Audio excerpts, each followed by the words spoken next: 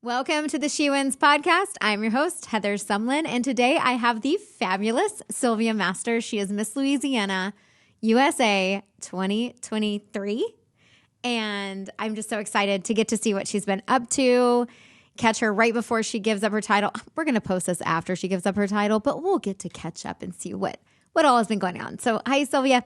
Hi, Heather. Thanks so much for having me. I'm excited. I am so excited to talk to you. I haven't talked to you really much since Miss USA, so we have a lot to catch up on. So do me a favor. Yes. Introduce yourself to everyone. Just kind of give a little bit more of the story of who Sylvia Masters is. All right. Hey, everyone. I'm Sylvia Masters. As Heather said, I am Miss Louisiana USA 2023. And I live in Lafayette, Louisiana. I'm a Louisiana girl, born and raised. I actually grew up on the bayou south of New Orleans. So all my family's basically in Louisiana. And in Lafayette, I am a local news anchor for a CBS affiliate news station. And I wake up very early in the mornings. I do the early and noon newscast. So, I wake up at 3 a.m. in the mornings, but it's fine. I do actually love it. A lot of people are like, wow, that's so early, but I love my schedule. And I've actually now been balancing for the last now over a year, being a news anchor and being Miss Louisiana USA and doing so much in my community. But I'm excited to talk about my year and also being a news anchor because it's been kind of challenging balancing the two, I'll say. So what has been the biggest challenge trying to be Miss Louisiana and a news anchor? Yeah, I think the first 4 months were the hardest because it was balancing thank you cards, visiting sponsors, reaching out to new sponsors, prepping for Miss USA, and on kind of a grueling work schedule, waking up at 3 a.m. and then I'm not off till 1 p.m. And then, yes, I have the rest of that half of the day, but I'm exhausted from waking up so early. So, and then I would go to work and then still even this past week, go to appearances after work, which I don't want to sound like bad, but it was a lot juggling the two. Obviously, I've done way better of a job, I think, now, fast forward to over a year.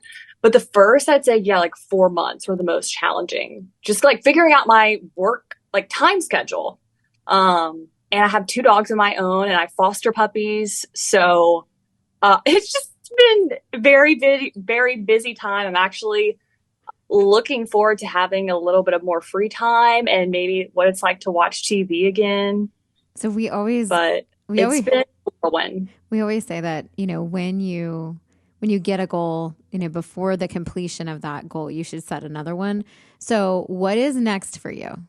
Well, I am going to continue doing my TV news job here in Lafayette, and I'm under contract. And I think a lot of people may know this amongst my friends group. And I think those who follow me on social media, I will be moving to Houston this summer. Ooh. So I'm super excited. So big changes are coming. I can't say yet whether I'm going to stay in the TV business or branch out. But yeah, I'm moving out of the state of Louisiana. So it's a whole big change is coming. You're going to be a Texan. You won't be super close. I know you'll be in the same state as me. You'll be a 5-hour drive away probably, but still same state. So that's exciting. Yeah. I'm super excited. I know. Yeah. You're in Dallas though, right? Right. In the Dallas area. Or Florida. Yeah. That's not too far from Houston. About 4.5 hours. Yeah. I mean, it's quite the drive, but it's an easy flight. So. Well, I'm sure. Yeah. I'm sure we'll find a way. Be in person. Yes. Okay. So one of the things because we haven't. Well, yeah, we saw each other last March. A year ago, Heather, in person. Yes. Oh my gosh, at the RPM retreat where we all went for our title holder retreat. That's where we saw each other last in person, but that was the only time, I think. Yeah, because we've done everything via Zoom and phone. Yeah, crazy. So tell me, because technology. One of the things that we focus on is really, what does winning mean? And I think it just means something different to everybody. So define winning. What does it mean to you? I think winning to me means feeling good about myself and something that I accomplished. Whether it be in pageantry, my story is that it took me 6 years to win the title of Miss Louisiana USA. And I learned so much in all my years competing. And every time that I got off of that stage, the 5 years prior to me winning Miss Louisiana USA, I had learned something new. And I didn't get off stage feeling like a loser per se. Like I got off feeling like a winner, yet I didn't win the title. Obviously, when I won the title is different, winner status and all that. But transitioning into not only pageantry and taking me so long to win, every year I got off the stage feeling like a winner. But in my news job, when I first started here in my city of Lafayette, I started out as a reporter, or multimedia journalist is the title. And I was on the anchor desk within 4 weeks, which is kind of like unheard of. Fill-in anchoring, of course, but I moved up really quickly. And then, of course, now I'm full-time anchoring and have been for a while now. But I feel like being a winner, and even before, let me back up. Before I got my news job, I applied to over 170 positions across the country, but so many places. But I never felt like, a loser per se. I always kind of like felt like a winner when I accomplished what I wanted to do, if that makes sense. When I moved up so quickly to anchoring, when I won Miss Louisiana USA, of course, that made me feel really good inside.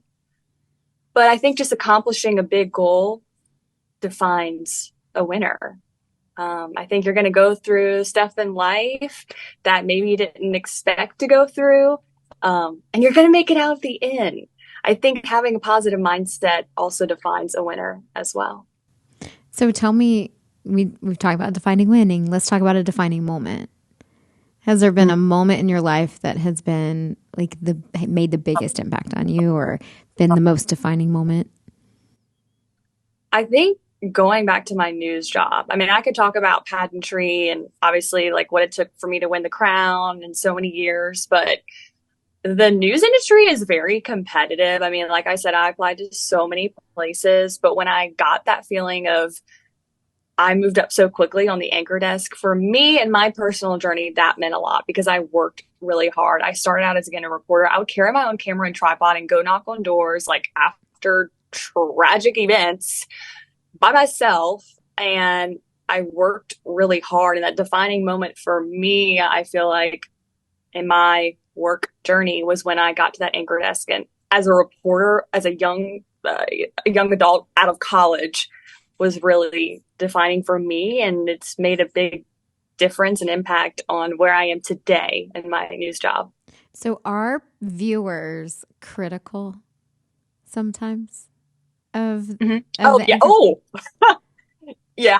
Oh, I've gotten so many mean messages. Now, like, I'll say the good messages outweigh the bad for sure. But people love to comment on my appearance. They love to comment on what I'm wearing or how my hair looks or, oh, I'm wearing too much blush. Like, okay, thank you, but no thank you. But honestly, it's made me thick skin, right? In this industry. And then it's also helped me in the pageant industry because, of course, we know people love to comment on your appearance in that world. Let's just be real. So I think I've actually gained a lot of help from being in the news industry to pageant industry world. Yeah, two worlds kind of like collide when it comes to, people judge you. Does it like thicken your skin a little bit then? Yeah, I mean, I guess I've been now in the news industry and pageant industry for a while now, for many years. It doesn't get into my skin as much as it did when I first started. Now I'm like, no, I'm pretty, like, I'm honestly really confident in myself now. I just like brush it off. Yeah. Like, I don't, and honestly, in college, I learned not to respond to those kind of messages. Some of them I'll block. Mm-hmm. So I just kind of let that go. I really do. I'm actually pretty good about that because I can see how some, especially like women, like it can get them down. So there's a lot of younger people who are wanting to be in the limelight. So they're starting, whether it's on social media or maybe they want to start a YouTube channel or maybe, whatever it is. What's your advice to somebody who wants to be in the public eye, but they may not understand how to handle what's going to come their Yeah. way. I think it takes time because, I mean, I can say that and then you're still going to be getting messages years later if you're still in the limelight doing social media stuff and in this world of influencers. And now everybody's on social media and TikTok. I mean, you can't look at your phone without social media. A lot of us, So I would if somebody wants to be in the limelight and be, an influencer, I mean, I think right off the bat, you have to have thick skin. I think it comes after years of being in that industry from getting a lot of comments and just brushing it off. But you really have to be confident in yourself. Like if you have any doubt in yourself or like the way, I look in the mirror and I'm like, okay, I'm critical of myself. We're our own worst critics, right? But if you have like really a lot of self-doubt, I don't know, that'd be hard because I feel like for me, it just kind of worked out being in the news industry. Yeah, in the beginning, it was a lot more messages than now, I guess, with time. But I just had to brush them off. I mean, really, still to this day, I do. So I would just be cautious. It's always but you're always going to get messages. It's social media nowadays, and people are hiding behind a keyboard, Did you know you always wanted to be a reporter or an anchor? I don't know if I always did, but when I turned, when I went my freshman year in college, I started out in pre-med. I was like, oh yeah, I'm going to be in the medical field. I'll be secured in a job because some of my family's in the medical field. And I thought, okay, perfect job. Yeah, that was not for me. Not for me at all. So I did like a year of pre-med and I was like, this is not for me. And then I was working for, I was a nanny, if you will, for a family while in college, babysitting for them and their 2 kids. And they went to an event. This is back now in my hometown of Houma. And I went to college at Nicholls State University. So I'm working at Houma, commuting back and forth to Nicholls, which is about a 30-minute drive. But when family went to an event, they bid on a silent auction item to host a TV show at our local TV station. And they won it and gave it to me for Christmas one year. And so I went to the TV station, I hosted the show, and the general manager basically hired me that day and was like, I'd love for you to work for us. Wow. Lo and behold, yeah, it was amazing how it worked out. And when I first picked up the microphone to host the show, that's when I knew this is what I want to do. And it was like just a aha moment because I finally had that feeling of, this is it. This is me. And I've always had, like, I would say a more outgoing personality and kind of bubbly. So it just was like meant to be when I picked up that microphone. And so got a job there, started hosting several of my own shows.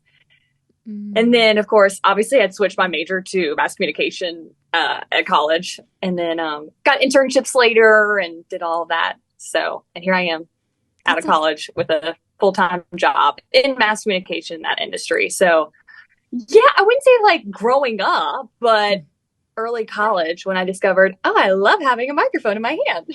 So that's when I knew. So we met because, I sponsor RPM, came to the retreat.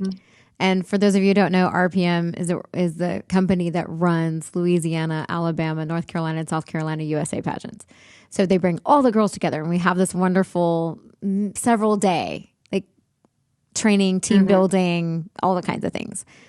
What was your maybe preparation for Miss USA like? Was there anything that was unique in that experience for you or anything you were like, wow, I didn't think it was going to be like this? I was working out way more hardcore, like every day, weights and all of that. But for Miss Louisiana, I was not working out like every day. So the workout regimen was a lot more intense for Miss USA. As far as anything unique, not necessarily. I would journal in my journaling book and I would write, I am Miss USA. I am Miss USA, like 10 times a day. I know that's kind of probably sounds a lot, but it really wasn't. As I was just journaling, I would just jot that down. Just to kind of get that mindset because sometimes I couldn't believe that I was going to go compete at Miss USA. I mean, I competed for Miss Louisiana so long. And I finally like had this opportunity. And so I like, to be more realistic, I was like, okay, I have to like actually like write it down that I'm going to Miss USA. So as far as like workouts, journaling, I would be honest in saying I did not eat right, so I can't advise that. I've always struggled with that though. So, It's let's the see getting what up at else. 3 in the I don't know morning. if there's anything like else specifically or uniquely. I guess just, and then, well, obviously okay, I'm a late packer, I will say. First to admit it, but this time I packed like 2 weeks in advance. And okay, wait, I actually do have some advice. So you get like the I don't know, garment bag, right? And you put your clothes in it, and then you roll like you have, and then like that's what I did. I took pictures of every outfit. Mm-hmm. Like I was prepped, Heather, which usually I do not do when it comes to packing. I had photos of all my outfits, and I put them in the garment bag. So hung the garment bag, blah blah, you know, photos in there as well, and then rolled the garment bags, put them in my suitcase, and I was like amazingly packed. Even like I was telling girls that I did that, and they're like, "What? That's such a unique idea." So, okay, yeah, that is a cool thing that I did. Did you do the mental mastery for pageantry webinar series? I can't remember if you did that with me or not. But the only reason we did sessions. We did sessions. The only reason I ask is because Monique Evans, who partners with me on that, she does that same thing you're talking about. Take a picture. She has a picture of the outfit with details on everything that's in the outfit, down to like what kind of makeup and hair, like everything, which is super cool. But no, that was the first time I did. I actually got it from like a local pageant mom here, her advice, I will say. Smart. But I was like, this is a game changer for sure. That's smart. What's the best advice that you've ever been given that maybe that's helped you, whether that's in your pageant journey or your professional journey? I think that when one door closes, another opens. When I was standing for Miss Louisiana USA last year, holding my first runner-up's hands, I literally told her, I said, before I say this, I'm a very faithful person. I said, God's plan, not ours. And still to this day, I believe that. Had I not won, I do believe that another door would have opened for me. I can't say that I would have been done with the pageant industry, especially now since they've upped the age limit. I probably would have done it again. But I am glad that I won and that I'm here today, and soon will be giving up my title. But I will say that, yeah, I think just another door will open if one door closes, and if you want something and it doesn't happen or go your way, or I just believe that whatever's going to happen is going to be meant to be in your story and part of your journey. And again, I'm a faithful person, so I believe that everything happens for a reason, and God will lead a way for sure. So tell me a little bit about your platform and what you were advocating for during your year. Yeah, so my dad was diagnosed with stage 4 squamous cell carcinoma, and he lived for 14 months after his original diagnosis. And through his diagnosis, I volunteered at the local cancer center, and I got involved with many events and fundraisers for them. Again, this is back in my hometown of Houma, Louisiana, of course. And I got to meet with so many cancer patients and share my dad's story. And that is, when he was diagnosed, he presented his symptoms late. And my family, we all believe that he would still be here today had he presented his symptoms sooner. And the doctors even said that too. He had symptoms, and so it started at the base of his neck, and it was kind of like a bump on the base of his neck. And finally, my mom was like, you need to go get that checked out. Well, mom took him to the doctor. One thing led to another, stage 4 cancer. So it was like, Dad, you should have gone sooner to get checked out. And unfortunately, when he was first diagnosed, they put him on a regimen of chemotherapy, radiation, all of that.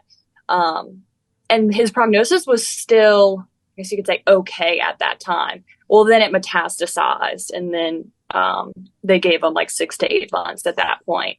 But he lasted 14 months. But through his journey and diagnosis, I got to see how much cancer impacts so many people, obviously in South Louisiana, because that's where I was. And I thought, okay, something needs to be done. We need more cancer screenings, which we have like a mobile unit, obviously in Houma, and I think now here in Lafayette where I live. And that's a big deal now too, all these mobile screenings that they have availability to with different local hospitals. So, but I got to meet so many people through my dad's cancer diagnosis journey. And obviously was getting more and more involved in pageantry at that time. And I was like, okay, this is going to be the issue, my platform, if you will, that I'm going to talk about if my dad presented a symptom sooner, there potentially could have been a better outcome and or cancer screenings. And I've got to connect with so many people. And unfortunately, he passed away, and I wish he was still here today to see how much of an impact he made on me and how much I've been able to touch so many people's lives by sharing his story and through this pageant journey. And going to so many events, dealing with cancer, I have learned so much. I mean, Louisiana has the second highest cancer rate for cancer cases in the country. I mean, it's kind of astounding. And then we're 8th in the country when it comes to cancer related deaths. And this was statistics a couple years ago, because I remember saying that at an event last May, actually. It was at Thibodeau Regional Cancer Center in Thibodeau, Louisiana. I was there for a cancer event. And then before that event, actually one of the first appearances after I won Miss Louisiana USA was at the Louisiana Cancer Research Center in New Orleans. And I got to meet and talk with First Lady Dr. Jill Biden and Senator Cassidy, a senator in Louisiana, and speak with them about my dad's cancer diagnosis. And it was just a for real moment. I was wearing my sash, Miss Louisiana USA. It's just such a for real moment that I was in a place with so many people impacted by cancer and at a facility studying cancer research. It was like just a full circle moment, if you will. And then just a couple of weeks ago, actually, I was in Washington, D.C., and I'm now going to D.C. twice as Miss Louisiana USA.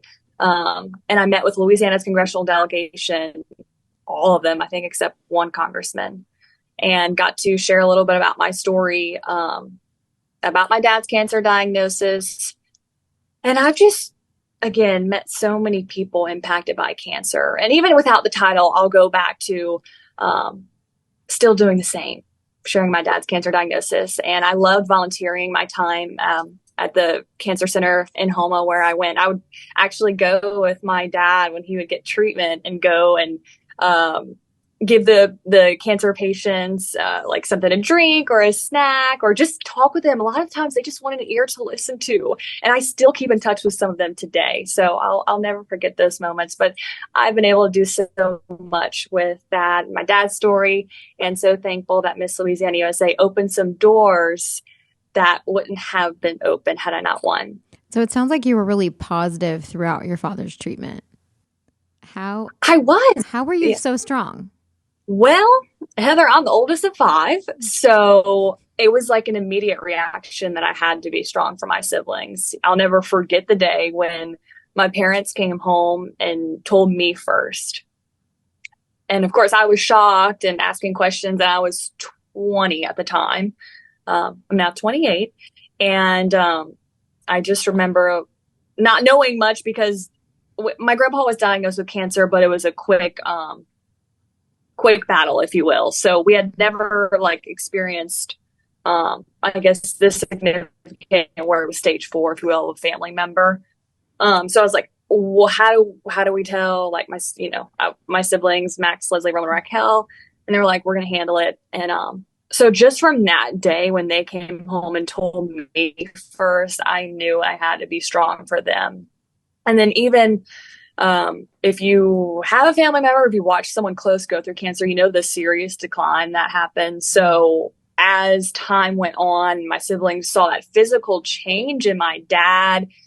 I think it started to make it more realistic to them that this was not good, that he was going to die from this, even though we didn't talk about that at all. We just enjoyed so many happy moments with him. We actually had what we called wheelchair adventures because like later on in his diagnosis, he was in a wheelchair with oxygen and stuff. And I kind of laughed because it was honestly so much fun. I'd be pushing my dad's wheelchair. My other sister would be carrying the oxygen tank. My other sister would be like on standby if anything happened. So, it was like just fun moments. And I look back and cherish all the good times, even though he was so sick. But I know I had to be strong for my siblings when I first found out that news, and still was after his funeral and then still today. They always say like they're glad that I'm the older sister because, not to brag, but kind of, I am a good role model to them, and I'm like glad that I am the older sister for them. Oh, that's awesome. I mean, it's really kind of a cool concept, though, wheelchair adventures, like trying to make something that could be so sad, so fun. Yeah. And my brother would like, back when those selfie sticks came out where like you put them on your phone and you like, it's that wand thing where it makes you whatever. So I had gotten one of those, and like we took so many videos of us on the wheelchair adventures, and I still have those videos to this day. And I look back at them so fondly. Good memories. Well, I bet you've had really good memories of your year as Miss Louisiana. So one last question before we wrap up. Maybe it's a two-parter. Okay. So favorite appearance or favorite memory. All right. And then what is your advice to whomever you crown? Favorite memory. Oh gosh. So Heather, I did close to 100 appearances. I sat down for like 2 hours last week and counted how many appearances I did. It was like 94. And that's working I've done full time. Yeah, I've done a lot. That's a lot. And it's hard to pick one. I think in general, I'm just going to like concise it and say all of the children that I met that would run up to me just wanting to touch the crown. So you're a real queen. Oh my gosh, let me touch your crown. They thought the crown was magic. And that's so cute. And it's so cute. And a lot of the classrooms that I would walk into, or like even events I did several events. I think, this will be my favorite. The very special Miss Louisiana pageant, where it's a pageant for special needs kids. And walking into that event, the kids freaked out. So I'm really going to miss the children just running up to me, wanting to take pictures, again, wanting to touch the crown. There was one girl in particular who I still talk with, her and her mom today. Her name is Emmy Robley. She is 17 years old. She has cerebral palsy, and I met her at the very special Miss Louisiana pageant. She's in a wheelchair, doesn't let that stop her. And she's so full of life. And I actually went to 2 other events where she was and surprised her. So I just met a lot of wonderful people, but the children I'm going to miss the most. Last week I did an appearance in a classroom, and the little girl was like, "I'm going to draw you." And she drew me. Like, it was the cutest, like on a piece of paper, just with some crayons with like a crown and everything. So it's going to be really sad to say goodbye to that. And I hope that the next Miss Louisiana USA says yes to as many appearances as she can. Like we talked about, you and I, Heather, at the beginning, it was challenging at first and still like is sometimes, but the appearances are so worth it. And I know we'll probably talk more about this. Like Miss USA was great and all. It was a whirlwind and fun and everything, but it was not my highlight of the year. Mm-hmm. And I've gotten to do so much with my Miss Louisiana USA title. So I just encourage the next title holder to do as many appearances as she can, take it all in, and be grateful, because this title also is very humbling.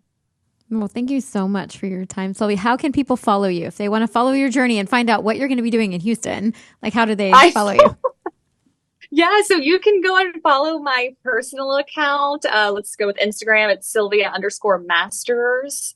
Or on Facebook, it's Sylvia Masters, and I just have a professional page. So I'll be giving up the Miss LA USA account soon.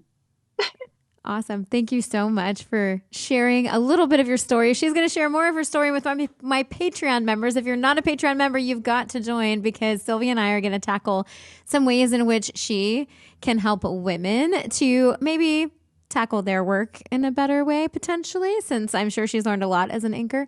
And then we're also going to talk a little bit about why Miss USA was not the highlight of her journey and what might have been, and her advice to people who want to have a job just like hers as a state title holder. So thank you so much. Like this episode if you do, share it with a friend. Thank you, Sylvia, for joining.